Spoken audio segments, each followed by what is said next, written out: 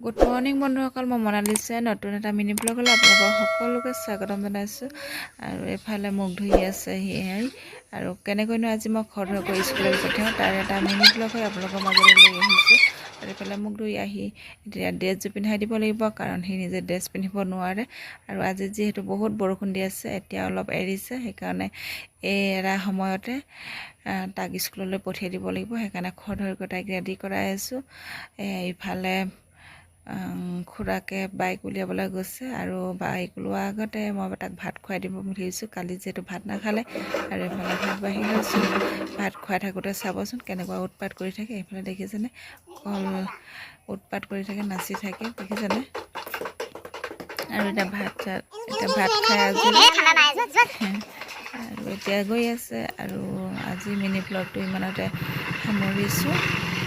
গৈ আছে।